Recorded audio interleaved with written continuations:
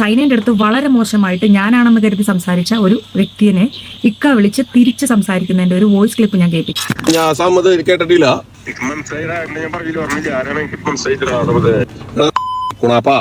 നീ എന്തിനാ കണ്ണി കണ്ട നമ്പറേക്ക് വിളിച്ചിട്ട് എനിക്ക് പറയാൻ നോക്കണ്ട. സോഷ്യൽ മീഡിയ ഉള്ള എല്ലാവർക്കും പിന്നെ സ്വന്തം ശരീരം എക്സ്പോസ് ചെയ്യണമെന്നോ അല്ലെ പൈസയ്ക്ക് വേണ്ടി എന്തും ചെയ്യാം എന്നോ മെന്റാലിറ്റി ഉള്ള ആൾക്കാരല്ല. നിങ്ങൾ ഓർക്കുക, ഒരാളിപ്പോൾ ഒരു മഞ്ഞപ്പൊടി അല്ലെ മുളക് പൊടി അല്ലെ ഒരു തുണിയുടെ ബിസിനസ് ഇങ്ങനെയുള്ള കാര്യങ്ങളൊക്കെ ചെയ്യുന്നതെന്ന് പറഞ്ഞാൽ മാന്യമായി മുന്നോട്ട് ജീവിക്കാൻ വേണ്ടിയിട്ടാണ്. അല്ലെങ്കിൽ ഇപ്പോൾ എല്ലാ സോഷ്യൽ മീഡിയ പ്ലാറ്റ്ഫോമിലും സബ്സ്ക്രിപ്ഷൻ പോലെയുള്ള അവസരങ്ങളുണ്ട്.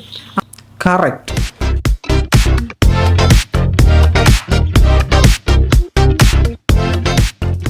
എല്ലാ പ്രിയ സുഹൃത്തുക്കൾക്കും പുതിയൊരു വീഡിയോയിലേക്ക് സ്വാഗതം. നമ്മൾ ഇന്ന് സംസാരിക്കാൻ പോകുന്നത് ഞങ്ങൾ ഇങ്ങനെയൊക്കെ എന്ന യൂട്യൂബ് ചാനലിലെ ദീപ്തി സീതത്തോടിനെ കുറിച്ചിട്ടാണ്. അവർക്കുണ്ടായ ഒരു മോശം എക്സ്പീരിയൻസ്. ഈ മോശം എക്സ്പീരിയൻസ് ഉണ്ടായുള്ള പ്രധാന കാരണങ്ങളൊക്കെ വെച്ച് നോക്കുമ്പോഴത്തേനും അതൊരു വലിയ ദുരന്തമായിട്ട് പിടിച്ചൊരു പ്രശ്നമായിട്ടാണ് നമുക്ക് കാണാൻ സാധിക്കുന്നത്. സംഭവം എന്താണെന്ന് ചോദിച്ചു കഴിഞ്ഞാൽ, ഇവർ സമൂഹത്തിൽ വളരെയധികം കഷ്ടപ്പെട്ട് ജീവിക്കുന്ന ഒരാളാണ്. ഇവരെ കൊണ്ട് പല ആളുകൾക്കും ഗുണങ്ങളുണ്ട്. ഇവരൊരു ചാരിറ്റി പ്രവർത്തനം പോലെ പല കാര്യങ്ങളൊക്കെ ചെയ്യുന്നുണ്ട്. ഇവർ നിരന്തരം നമ്മുടെ ചാനലുകളിൽ ഒരു ചർച്ചാ വിഷയമായിട്ടുമുണ്ട്. പക്ഷേ ഇവർക്ക് റിയാക്ഷൻ വീഡിയോ ചെയ്യുന്നവരെ ചില സമയത്ത് പട്ടിപ്പുച്ചുവാണെങ്കിലും ഇവർ അത്യാവശ്യം നല്ലൊരു വ്യക്തിത്വമാണ്. അങ്ങനെ ഇവർ ജീവിക്കാൻ വേണ്ടി ചില പല ബിസിനസ്സുകളും കാര്യങ്ങളൊക്കെ തുടരുന്നു. ഈ മഞ്ഞളുടെ പരിപാടി, അതേപോലെ തന്നെ ആ നാട്ടിലേക്ക് ആൾക്കാർക്ക് വരാനായിട്ടുള്ളൊരു ട്രിപ്പൊക്കെ പോലെ ഒരു പ്ലാനൊക്കെ സെറ്റ് ചെയ്തൊരു സംഭവം ഉണ്ടാക്കുന്നു. അങ്ങനെ ഇവരുടെ നമ്പറാണെന്ന് കരുതി, സോഷ്യൽ മീഡിയ ഇൻഫ്ലുവൻസർ ആണല്ലോ, ഇൻഫ്ലുവൻസർ ആണെങ്കിൽ സബ്സ്ക്രിപ്ഷൻ ഉണ്ടല്ലോ, സബ്സ്ക്രിപ്ഷൻ ഉണ്ടെങ്കിൽ അങ്ങനെ ചിന്തിക്കുന്ന കുറേ ഞരമ്പന്മാർ ഇവരെ കോൺടാക്റ്റ് ചെയ്യാൻ ശ്രമിക്കുന്നു. അപ്പോൾ കോൺടാക്റ്റ് ചെയ്യാൻ ശ്രമിച്ചിട്ട് ഇവരോട് സംസാരിക്കുന്ന രീതികളൊക്കെയാണ് നമ്മളിന്ന് കാണാൻ പോകുന്നത്. അപ്പോൾ ഇവരുടെ ഈ മഞ്ഞളുടെ ബിസിനസ്സിൽ നമ്പർ കൊടുത്തിരിക്കുന്നത് ഹസ്ബൻഡിൻ്റെയും, അതുപോലെ തന്നെ ഈ ഇങ്ങോട്ട് യാത്ര ചെയ്യാനുള്ള സാധനങ്ങൾക്ക് നമ്പർ കൊടുത്തിരിക്കുന്നത് മറ്റൊരു സ്ത്രീയുടെയാണ്. അപ്പോൾ ഈ നമ്പർ കൊടുത്തിരിക്കുന്ന, വണ്ടിക്ക് വേണ്ടി നമ്പർ കൊടുത്തിരിക്കുന്ന ആളെ വിളിച്ചിട്ട് ഒരാൾ സംസാരിച്ച വിഷയമായിട്ട് ബന്ധപ്പെട്ടാണ് തുടങ്ങുന്നത്. കാര്യങ്ങൾ മനസ്സിലായല്ലോ. അപ്പോൾ വണ്ടിയുടെ കാര്യമായിട്ട് ബന്ധപ്പെട്ട് മറ്റൊരാളെ വിളിച്ചിട്ട് ഈ ദീപ്തി സീതത്തോടാണെന്ന് കരുതി സംസാരിക്കുന്ന ഒരു ഞരമ്പനെ നമുക്ക് കേൾക്കാം. എന്തെങ്കിലും ഒക്കെ വിട്ടുകളയും. പക്ഷെ പുള്ളിക്കാരിക്ക് അങ്ങനെയല്ല, ഭയങ്കരമായിട്ട് ടെൻഷനാവും. എന്തെങ്കിലും മോശമായിട്ടുള്ള കാര്യങ്ങളോ അല്ലെ എന്തെങ്കിലുമൊക്കെ വരുമ്പോൾ ഭയങ്കര ടെൻഷനാവും. ഇത് മോശം മെസ്സേജുകൾ, പിന്നെ വോയിസ് മെസ്സേജുകൾ, കോളുകൾ. അപ്പോൾ ഫോൺ സൈലന്റ് ആക്കി വെച്ചിട്ട് പുള്ളിക്കാരി കിടന്ന്, അതായത് ഒരു 10 മണിക്ക് ശേഷം ഫോണങ്ങ് സൈലന്റ് ആക്കും. രാവിലെ എണീക്കുമ്പോൾ ഫോൺ നിറയെ കോളുകളും കാര്യങ്ങളും. അപ്പം ഇത് ജെന്യുവനായിട്ടുള്ള കോളാണോ, ഈ പുറത്തുള്ള ആൾക്കാർ നാട്ടിലെ ലീവിന് വരുന്നതിൻ്റെ കാര്യം പറയാൻ അവിടുത്തെ ടൈം വ്യത്യാസം ഉണ്ടല്ലോ. ഇതിപ്പോൾ നിങ്ങൾ മനസ്സിലാക്കേണ്ട ഒരു കാര്യം, നമ്മുടെ സമൂഹത്തിൽ കുറച്ച് സ്ത്രീകൾ ചേർന്നിട്ട് കുറച്ച് സ്ത്രീകൾ, ഈ സ്ത്രീകളെന്ന് പറഞ്ഞു കഴിഞ്ഞാൽ അതിനുള്ള ടീമാണ് എന്നൊരു ആശയം പകർത്തി വെച്ചിരിക്കുകയാണ്. അതുകൊണ്ട് തന്നെയാണ് ഇപ്പോൾ ഏതൊരു സ്ത്രീയുടെ നമ്പർ കിട്ടിയാലും അതിലേക്ക് ഈ ചില പുരുഷന്മാർ, ചില ഞരമ്പന്മാരായ പുരുഷന്മാർ വിളിക്കുകയും നീ ഉറങ്ങിയോടെ കുട്ട എന്നൊക്കെ ചോദിച്ചുകൊണ്ടുള്ള സാധനങ്ങളൊക്കെ തുടരുന്നത്. അപ്പോൾ ഇത് ഇങ്ങനൊരു പ്രശ്നമുണ്ട്. പല സ്ത്രീകൾക്കും അവരുടെ ഒരു ജീവിതത്തിൻ്റെ ഉന്നമനത്തിലേക്ക് വരാൻ പറ്റത്തില്ല. അവർക്ക് സ്വന്തമായിട്ടൊരു ബിസിനസ് തുടങ്ങുമ്പോൾ അവരുടെ നമ്പർ കൊടുക്കാൻ പറ്റില്ല.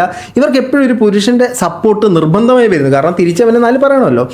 ഈ ഭയങ്കര വിവാദമായിട്ടുണ്ടായിരുന്ന ജസ്ന സലീം, നിങ്ങൾക്ക് അറിയാൻ ഞാൻ വിചാരിക്കുന്നു, കണ്ണൻ്റെ പടം വരച്ച് ഹിറ്റായ കുട്ടി, ആ കുട്ടിക്കും ഇതേപോലെ നിരന്തരമായി ഫോണിൽ കൂടെ വിളിച്ചിട്ട് മോശം സംസാരിക്കുന്നു. ഒത്തിരി കാര്യങ്ങൾ നമ്മൾ കാണുന്നുണ്ട്. നമ്മൾ ഇൻസ്റ്റാഗ്രാമിൽ റാൻഡമായിട്ട് ചുമ്മാ ബ്രൗസ് ചെയ്താൽ തന്നെ എന്തെങ്കിലും ഒരു ബിസിനസ് ആവശ്യത്തിന് ജുവലറിയുടെ അല്ലെങ്കിൽ ഓർണമെൻറ്റ്സ് വിൽക്കുന്നു, വസ്ത്രങ്ങൾ വിൽക്കുന്നു, ടോപ്പുകൾ വിൽക്കുന്നു, ഇങ്ങനെ ഏതൊരു ലേഡീസിൻ്റെ ബിസിനസ് എടുത്ത് നോക്കിയാലും അതിലേക്ക് ഏതോ ഒരു ഞരമ്പം വിളിച്ചിട്ട് മോശം പറഞ്ഞൊരു സാധനമുണ്ട്.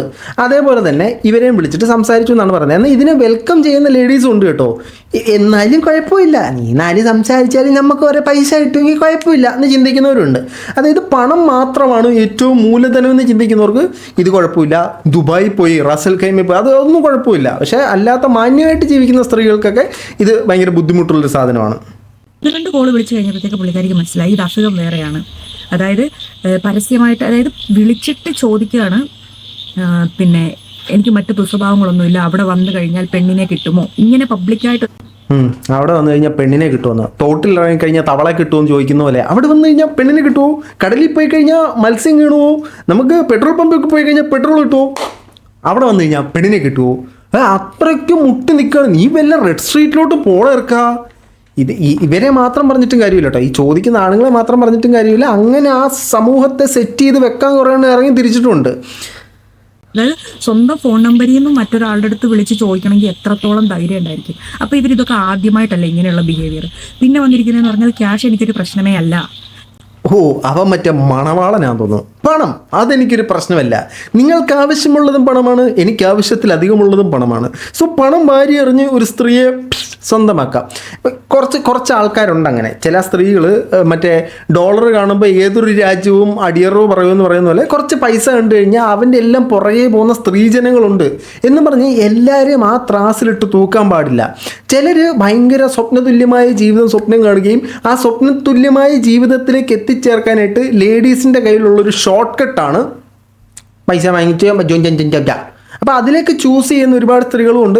എന്നാലും എത്ര കഷ്ടപ്പെട്ടാലും ബുദ്ധിമുട്ടിയാലും എൻ്റെ അഭിമാനം അടിയറവ് പറയില്ല എന്ന് ചിന്തിക്കുന്ന സ്ത്രീകളുണ്ട്.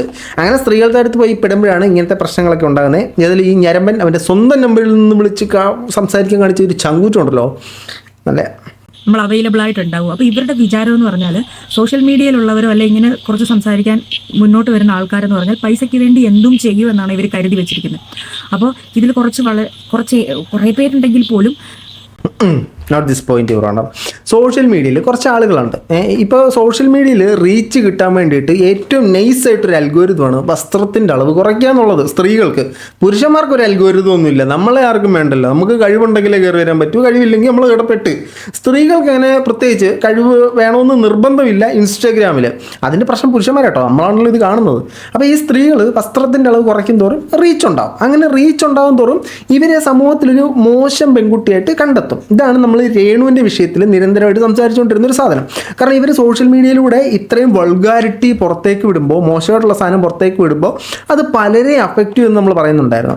അപ്പോൾ ഇവരെ പോലുള്ള ആളുകൾ ഇത്തരത്തിലുള്ള സബ്സ്ക്രിപ്ഷൻ തുടങ്ങുമ്പോഴത്തേനും, അല്ലെങ്കിൽ രേണുവിനെ പോലെ, അല്ലെങ്കിൽ തുമ്പിയെ പോലെ, നിമിഷ ബിജുവിനെ പോലെ, അങ്ങനെ കുറേ ആളുകളെ പോലത്തെ ആൾക്കാർ സോഷ്യൽ മീഡിയയിലെ ഇൻഫ്ലുവൻസർ എന്ന് പറഞ്ഞാൽ ഇതാണെന്ന് പറഞ്ഞു വിടുമ്പോഴത്തേനും നല്ലതായിട്ട് മാന്യം മര്യാദയ്ക്ക് ജീവിക്കുന്ന സ്ത്രീകളെ പോലും ചില ആൾക്കാർ ഇത്തരത്തിൽ കാണും. ഇത് അവന്മാരുടെ തെറ്റാട്ടോ, ആരോ എല്ലാം ഒന്നിനൊന്നും മെച്ചം.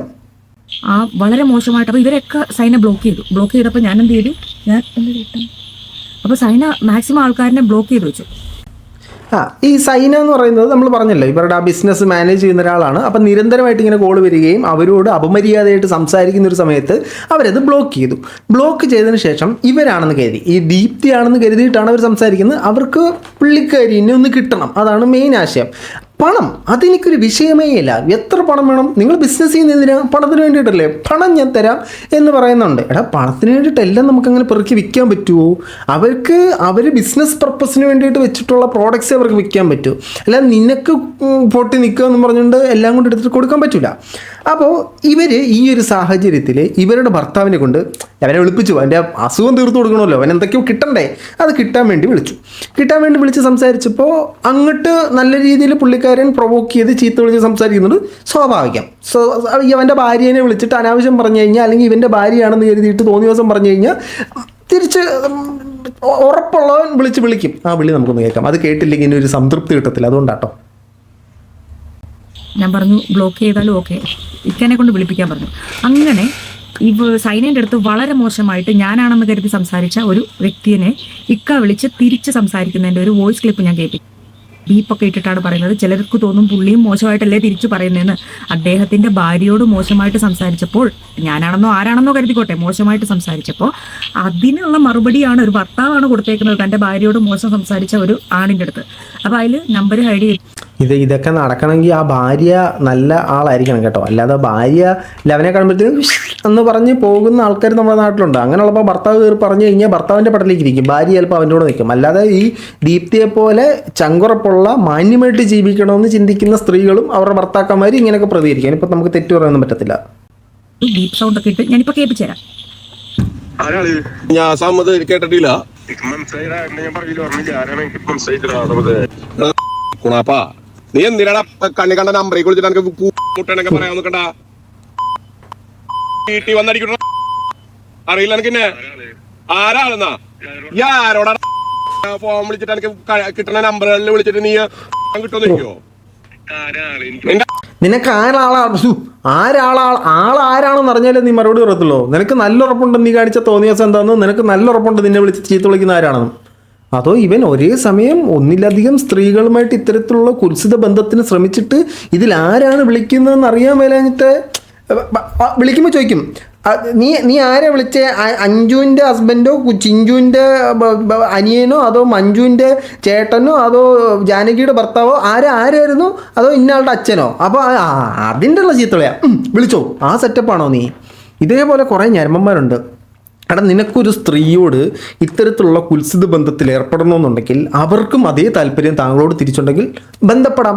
അല്ലാതെ നിർബന്ധിച്ച് ശോഭയെ എന്ന് പിടിച്ചു നിർത്തി ചെയ്യുന്നത് ഒരു ആണത്വമല്ല, അതിനെ ചെറ്റത്തരം എന്ന് വേണം പറയാൻ. അങ്ങനെ തന്നെ പറയുകയും ചെയ്യും കേട്ടോ. അപ്പോൾ നമുക്ക് ഈ ചീത്തവിളി കേൾക്കുമ്പോൾ ഒരു സംതൃപ്തി കിട്ടും. കാരണം ഒരു പെണ്ണിനോട് വിളിച്ചിട്ട് അനാവശ്യമായിട്ട് ചുമ്മാ യാതൊരു പ്രൊവോക്കേഷനും ഇല്ല സംസാരിക്കുമ്പോൾ ഇത് തിരിച്ച് പ്രതികരിക്കാൻ ശേഷിയില്ലാത്തൊരു പെൺകുട്ടിയാണെങ്കിൽ അവരുടെ കോൺഫിഡൻസ് തന്നെ നഷ്ടപ്പെട്ടു. അപ്പോൾ ഈ ചീത്തവിളി കേട്ടെങ്കിൽ അത് തൃപ്തിയാവത്തുള്ളൂ. നമുക്ക് ബാക്കിയേക്കാം. ഞാൻ വിടണ വീട്ടിൽ ആള് വരണോ നിനക്ക്? ആളെന്നിട്ട് പറയാനുള്ളടാ, അത് നിന്റെ വോയിസ് ആള് മാറിയിട്ടുണ്ടോ? ഞാൻ അങ്ങനത്തെ തെണ്ടിത്തരം ചെയ്യാറില്ലെന്ന്. ഞാൻ വേറെ തെണ്ടിത്തരം, ഈ തെണ്ടിത്തരമല്ല മറ്റേ തെണ്ടിത്തരം ചെയ്യുന്നത്. അമ്മതി തെണ്ടിത്തരം ഞാൻ ചെയ്യാറില്ല. അത്ര ചെയ്തിട്ടോ ന്യായീകരിക്കാൻ കാണിക്കുന്ന ഒരു തൻ്റെ ഇടം ഉണ്ടല്ലോ, പമ്മ ചെന്നിരിക്കുന്നു പൊന്നളിയാ. അനക്ക് കുടുംബമൊക്കെ ഉണ്ട്. ഈ കുടുംബത്തെ വെച്ചിട്ടാണ് വല്ലവൻ്റെ കുടുംബത്തിൽ കയറി പെണ്ണുങ്ങളെ. അപ്പം നിന്റെ കുടുംബത്തിൽ നിന്ന് കിട്ടാത്തതിൻ്റെ കേടാ. നിന്റെ ഭാര്യ ഇത് ഇവരുടെ നമ്പരൊക്കെ ഹൈഡ് ചെയ്ത് ഇവർ പ്രൈവസി കീപ്പ് ചെയ്തിട്ടുണ്ട്. ഈ ദീപ്തി എന്ന് പറയുന്ന ഞങ്ങളിങ്ങനെയൊക്കെയെന്ന് പറയുന്ന യൂട്യൂബ് ചാനലിൽ ദീപ്തി സീതത്തോട് പ്രൈവസി കീപ്പ് ചെയ്ത് അവൻ്റെ നമ്പരൊക്കെ ഹൈഡ് ചെയ്തിട്ടുണ്ട്. നമുക്കുള്ള ഇങ്ങനെ ബ്ലറായിട്ട് കാണിക്കുന്നത് അതൊക്കെ എക്സ്പോസ് ചെയ്യണമായിരുന്നു എന്നാണ് സാധനം. കാരണം നിങ്ങളോട് സംസാരിച്ചിട്ടുണ്ടെങ്കിൽ അവൻ കുറഞ്ഞത് ഒരു 10 പേരോട് സംസാരിച്ച് കാണും. ഇവന് നമ്മുടെ രേണുവിൻ്റെ സബ്സ്ക്രിപ്ഷൻ കാണിച്ചു കൊടുത്താൽ മതിയായിരുന്നു. ചെറുക്കം അവിടെ പോയി ചെയ്തേനത് അതാണെന്നുള്ളതാണ് എനിക്കറിയേണ്ടത്. അനക്കേ ആ സാധനം ഉള്ളതാണെന്നാണ് എനിക്കറിയേണ്ടത്. വിളിക്കണ്ട, നിക്കണ. ഞാൻ വീട്ടിൽ വരും, കട്ട് ചെയ്ത് ഞാൻ വീട്ടിൽ വരും.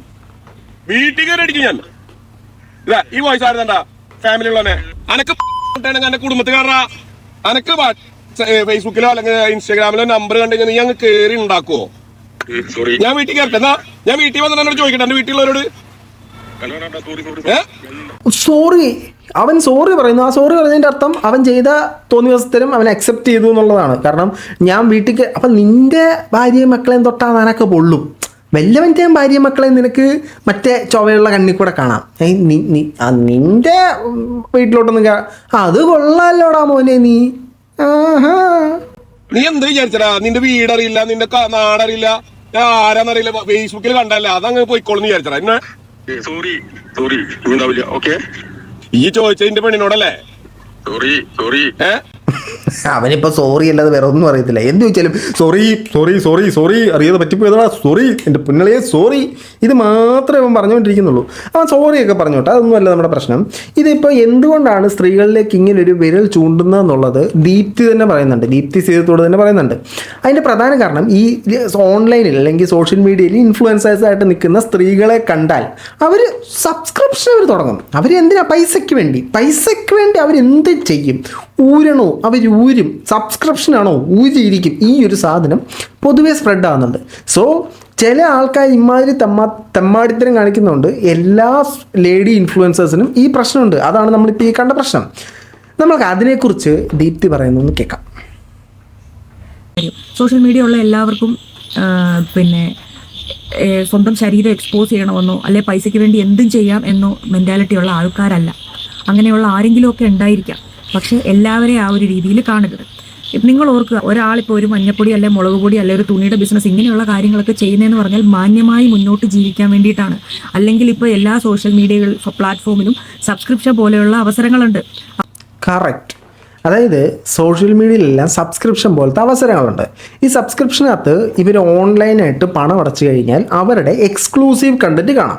ഈ എക്സ്ക്ലൂസീവ് കണ്ടന്റ് എന്ന് പറഞ്ഞാൽ പല ആൾക്കാരും വിചാരിച്ചു വെച്ചിരിക്കുന്നത് തുണി അഴിച്ച് കാണിക്കുക എന്നുള്ളതാണ്. ആ ഒരു സാധനം അവരങ്ങനെ ക്രിയേറ്റ് ചെയ്ത് വെക്കുമ്പോഴത്തേനും മറ്റുള്ള സ്ത്രീകൾ സബ്സ്ക്രിപ്ഷൻ തുടങ്ങിയാലും അത് ലോക്കല്ലേ, പൈസ കൊടുത്താലേ കയറാൻ പറ്റൂ. അപ്പോൾ ഫസ്റ്റ് ആ ഒരു ചിന്താഗതി മീൻസ് ഇവരെ അങ്ങനെ കാണണമെന്ന് ചിന്തിക്കുന്ന ആൾ ഇവരോട് ചോദിക്കും, അതിനകത്ത് മറ്റേ കാണാൻ പറ്റുമോ, അമ്പ് എടുത്തു കഴിഞ്ഞാൽ കാണാൻ പറ്റുമോ, എന്താ അതിനകത്ത് ഹോട്ടാണോ എന്ന് ചോദിക്കുന്ന കുറേ ആളുകളുണ്ട്. അങ്ങനെ നമ്മുടെ നാട്ടിൽ അങ്ങനെ സെറ്റ് ചെയ്ത് വെച്ചവർ ഇതിപ്പോൾ എന്ത് ചെയ്യാൻ പറ്റും?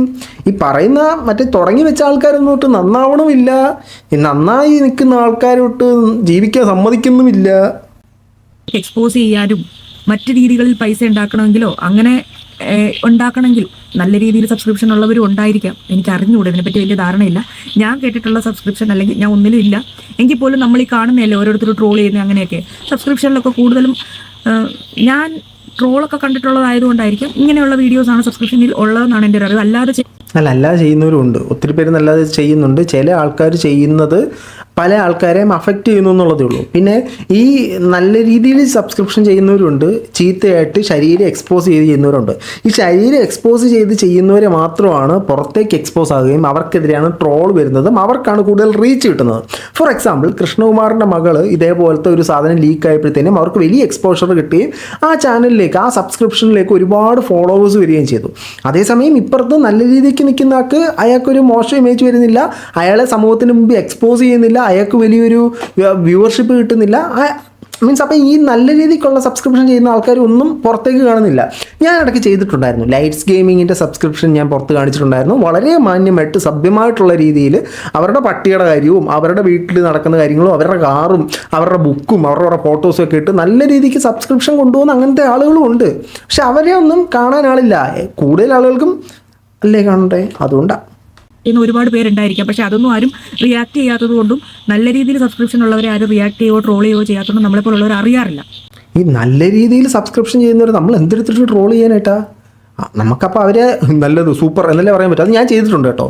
എല്ലാവരും പറയുന്നത് നീ അവരെ ചെയ്തിട്ടുണ്ടോ, ഇവരെ എല്ലാവരും ഞാൻ ചെയ്തിട്ടുണ്ട്, നല്ലതും ചെയ്തിട്ടുണ്ട്, ചീത്തയും ചെയ്തിട്ടുണ്ട്. ചില ആൾക്കാർ വന്നിട്ട് അവരെ ചെയ്യണം, അവരെല്ലാം ഞാൻ ചെയ്തിട്ടുണ്ട്. നിങ്ങളുടെ അടുത്തിട്ട് അത് എത്താത്തത് എന്ത് ചെയ്യാൻ പറ്റും ഇതിപ്പോൾ? സബ്സ്ക്രൈബ് ചെയ്ത് വെക്ക്, സബ്സ്ക്രൈബ് ചെയ്ത് ബെല്ലൈക്കണിനകത്ത് ഓൾ എനേബിൾ ചെയ്ത് വെക്കുക. അപ്പോൾ നമ്മളിരുന്ന എല്ലാ വീഡിയോസും നിങ്ങൾക്ക് കിട്ടും, ഷോർട്സ് ഉൾപ്പെടെ കിട്ടും. അപ്പോൾ അതൊക്കെ ചെയ്ത് വെയ്യങ്ങട്, എന്നിട്ട് ഹൈപ്പ് കൊടു, ലൈക്ക് കൊടു. അപ്പോൾ ഞങ്ങൾക്ക് ഏതെങ്കിലും രീതിയിൽ പൈസ ഉണ്ടാക്കാനാണെങ്കിൽ അങ്ങനെയുള്ള വല്ല വഴി നോക്കിയാൽ പോരായിരുന്നോ? അപ്പോൾ ഇങ്ങനെയുള്ള ചെറിയ സംരംഭങ്ങൾ ചെയ്യുന്നവർ കഷ്ടപ്പെട്ട് വേർത്ത് ബുദ്ധിമുട്ടി തന്നെയാണ് സമ്പാദിക്കാൻ ഇറങ്ങുന്നത്. അപ്പോൾ നിങ്ങൾ കാണുന്ന ഒരാളുടെ മുഖമാണെങ്കിൽ ഇതിൻ്റെ പിന്നിൽ ഒരു കുടുംബം ഉണ്ടാവുക, ഒരു നാടുണ്ടാവുക, ഒരുപാട് കർഷകരുണ്ടാവുക, ഞങ്ങളുടെ ഒക്കെ അധ്വാനത്തിനെയാണ് നിങ്ങൾ ചോദ്യം ചെയ്യുന്നത്. അപ്പോൾ എങ്ങനെയെങ്കിലുമൊക്കെ ഞങ്ങൾ പാവങ്ങൾ കുറച്ച് ആൾക്കാരുള്ളവരൊക്കെ ജീവിച്ച് പൊയ്ക്കോട്ടെ. നിങ്ങൾ സഹായിച്ചില്ലെങ്കിലും ദയവ് ചെയ്ത് ഉപദ്രവിക്കാതിരിക്കുക കേട്ടോ. സഹായിച്ചില്ലെങ്കിലും ഉപദ്രവിക്കാതിരിക്കുക. ഇവരെ പോലുള്ള ആൾക്കാർ ഞങ്ങളൊക്കെ എങ്ങനെയെങ്കിലും ജീവിച്ച് പൊക്കോട്ടെ എന്ന് പറഞ്ഞു കഴിഞ്ഞാൽ അതിന് നമുക്ക് അക്സെപ്റ്റ് ചെയ്യാം, അതിനകത്ത് നമുക്കൊരു സാധനമുണ്ട്. പക്ഷേ ചില ആൾക്കാർ സബ്സ്ക്രിപ്ഷനിൽ തുണി ഊരി കാണിച്ചിട്ടും നാക്കിട്ട് വട്ടം കറക്കിയിട്ടും സബ്സ്ക്രിപ്ഷനകത്ത് പൈസ താ, ഞങ്ങൾ പിള്ളേരെ നോക്കി എങ്ങനെയെങ്കിലും ഒന്ന് ജീവിച്ച് പോട്ടെ എന്ന് പറയുമ്പോൾ അതിനെ നമ്മൾ എങ്ങനെ എതിർക്കാതിരിക്കും? അപ്പോൾ ഇവരെപ്പോലുള്ള ആളുകളുടെ ജീവിത മാർഗം കൂടെ, അല്ലെ ഇവരെപ്പോലുള്ള ആളുകളുടെ ഫേസ് ഫെമിലാരിറ്റിയും കൂടെ മോശമായിട്ട് ബാധിക്കുന്ന തരത്തിലാണ് ചില ആൾക്കാർ ചെയ്യുന്ന സാധനത്തിനെ കൊണ്ട് എത്തിക്കുന്നത്. ഏതായാലും നല്ലതാണ്. അപ്പോൾ ഇവർ പറയുന്നുണ്ട് ഇനി ഇവരെ വിളിച്ചിട്ട് ഇമ്മ കുൽസിതം പറഞ്ഞു കഴിഞ്ഞുണ്ടല്ലോ എക്സ്പോസ് ചെയ്യുമെന്ന് പറയുന്നുണ്ട്. ഇപ്പോഴത്തെ കാലഘട്ടത്തിൽ നിൻ്റെയൊക്കെ IP അഡ്രസ്സ് തപ്പിയെടുത്ത് വീട്ടിൽ വരാൻ വലിയ പാടൊന്നുമില്ല, എസ്പെഷ്യലി സ്ത്രീകൾ കേട്ടോ. അപ്പോൾ ഈ വീഡിയോയെക്കുറിച്ച് നിങ്ങളുടെ അഭിപ്രായം തീർച്ചയായിട്ടും കമൻറ്റ് ബോക്സിൽ കമൻറ്റുകളെ രേഖപ്പെടുത്തുമ്പോൾ കേട്ടാണ് വരെ.